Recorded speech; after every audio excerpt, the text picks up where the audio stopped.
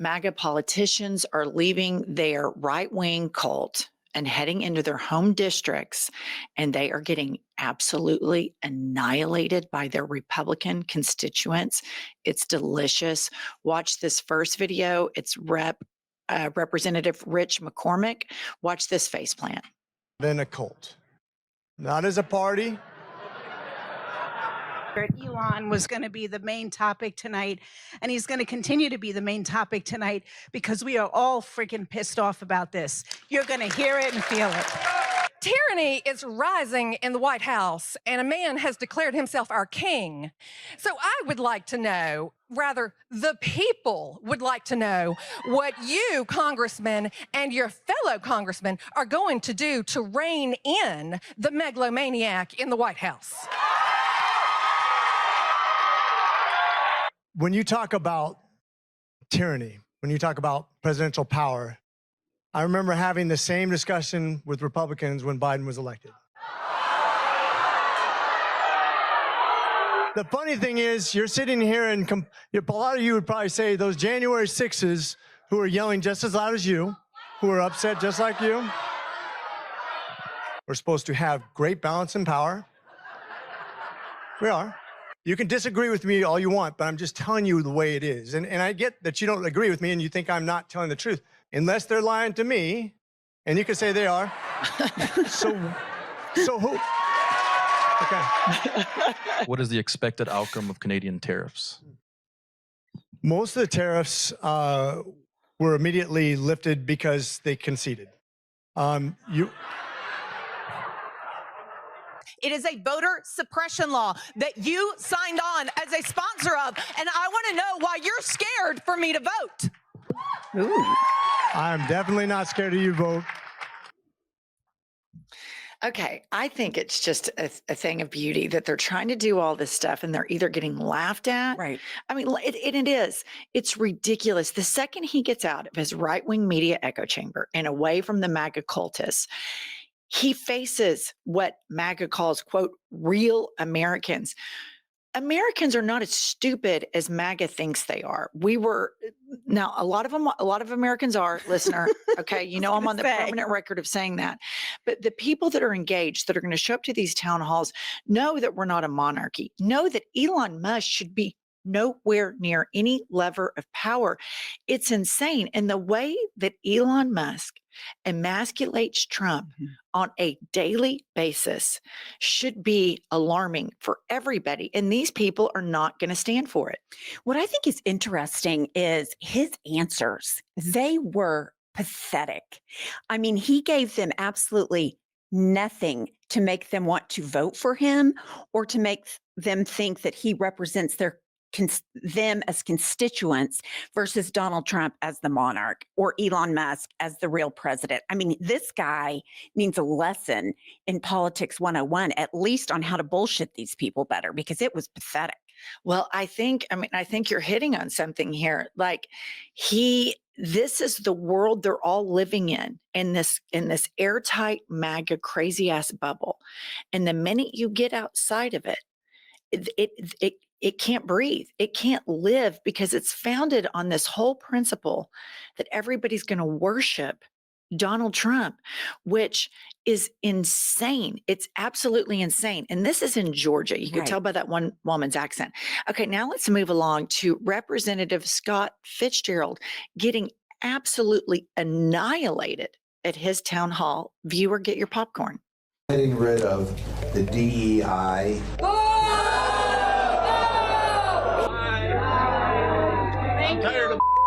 End result of the fraud and abuse that has been discovered already.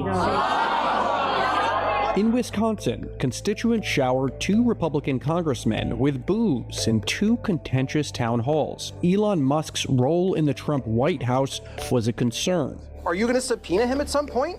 After you're done with the budget or whatever, are you willing to use your subpoena power to say, Musk, come in here, stand in front of Congress and answer some hard questions? Certainly the discussion in and around DOGE and with the probationary moves that have already been done, they're going to have to be scrutinized at some point. I would like to know what you feel in this issue of an unelected person having so much power. I don't think Elon Musk, he doesn't have the power to do anything. Why is he doing stuff? Ukraine, also a topic of discussion, with Congressman Scott Fitzgerald disagreeing with President Trump's false claim that Ukraine started the war. No, Ukraine didn't start the war. Have you expressed your opinion to Trump? To Donald Trump, no. Congressman Fitzgerald then pivoted to defending Trump. And I don't think that the president's goals are not what everybody wants, which is to end the war. According to CNN affiliate WTMJ, no Trump supporters spoke up at Congressman Fitzgerald's town hall.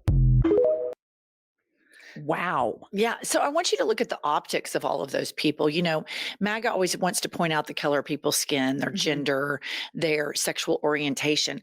To me, that looked like just a bunch of white people, working class, Gen X to boomers, irate at how ridiculous these abuses of power is and what they're doing to dismantle American democracy. That guy face planted, as did the one before him. These are Republican districts and people are pissed. These Congress people are going to have to decide, are they going to represent their constituents and be reelected, or are they going to support Trump and risk their constituents not voting for them? Because I think this makes it pretty clear, and you see it all over YouTube and the internet at large. MAGA people who are three-time Trumpers, they're furious. They're furious about the way their jobs are being cut, the way all of these things are being handled, inflation not going down. So these people at some point are going to have to make a choice. Are you loyal to your constituents? Or are you loyal to Donald Trump? And just one quick thing, you know, I forget about that disastrous press conference with Elon Musk and his kid, and you see it there and you see how people in middle America react to it. And you realize we're all feeling the same way. Why is this man in charge and the president is sitting slumped over the Resolute desk? It was so emasculating. And Trump is the type of guy that if Obama had some billionaire next to him, or Biden, and brought a kid into the room and the kid was picking their nose and wiping their boogers on the desk, Trump would go on about it for months and months and months. He would not be able to stop talking because he likes to traffic in that type of stuff. Well, you know what he did after that? I've talked about this before. He had the Resolute desk picked up and it's being refinished right now. And so I just think that's interesting because we all know he's a germaphobe. But the reason you see middle Americans so pissed off is because we have a president of the United States that is saying things like this. And we always speed up his voice to chipmunk speed. But it's important that we all listen because this man is president and what he says needs to be heard and needs to be judged and people need to get angry about it. Listen to this blatant attack on the First Amendment.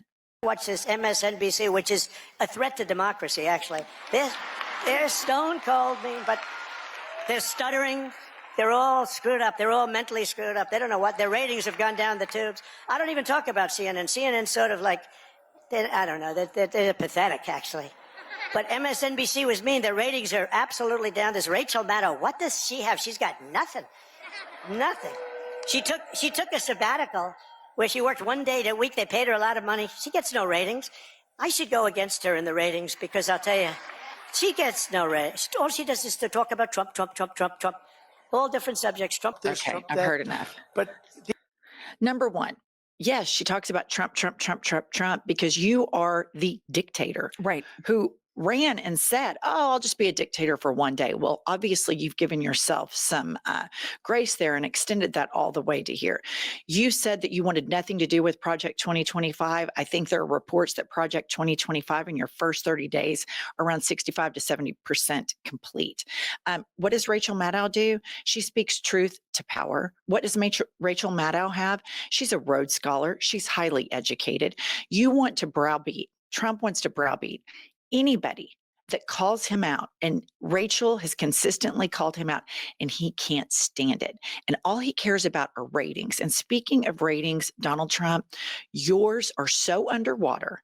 And each and every week, we'll keep reporting on his approval rating because this matters to him. Mm-hmm. He cares. And I know that a part of me thinks, oh, once he gets in, he won't care about his ratings anymore because the fix is in. You can't teach an old dog new tricks. The fix is in. There's no question with all of these appointees, and there's no question that Congress, Republican Senate is in on the fix or terrified of the consequences, not from their constituents, but from the Trump administration. But he cares desperately about being popular. He cares so much about metrics and ratings, and that's not going to change simply because Project 2025 is 70% complete.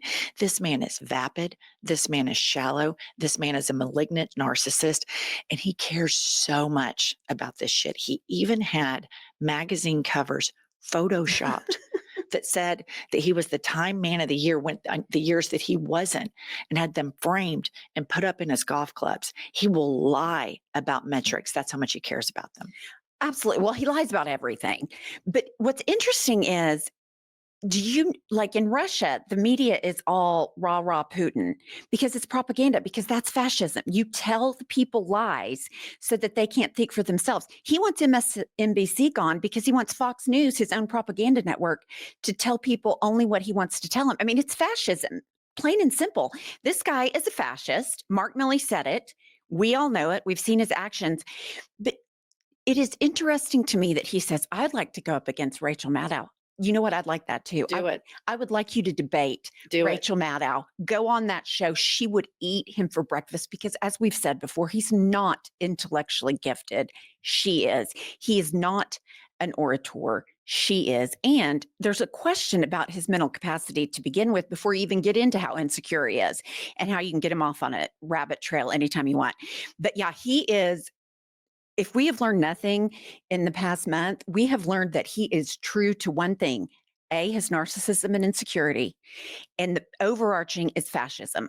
And this attack in that clip, this attack on the First Amendment, this is the most dangerous stuff. This is the most dangerous form of fascism. He doesn't want any criticism of his form of nationalism. And what fascism is overhyped nationalism. What democracy is Rachel Maddow speaking truth to power, independent media like us speaking truth to power. He doesn't want it because he's such a narcissist that it's all a veneer, and any sort of scratch into what he thinks about himself reveals how insecure he is under that, and he can't handle it. So these attacks that he is doing, he kicked out the Associated Press, which they are suing. These are attacks on the First Amendment. This is all a part of the plan. He wants around the clock fluffery and puffery about how great he is 24/7, 365. And I have news for everybody. There is not enough time in the whole conception of the universe, nor enough compliments in everybody's voices that could ever fix this man. This is an incredibly broken man, and I'll leave it to the psychiatrist to completely analyze, but this is not somebody worthy of dismantling all of democracy for. This is utterly insane. I want to remind everybody, he's not a spring chicken. Make sure you subscribe to our channel, and we'll see you guys later today.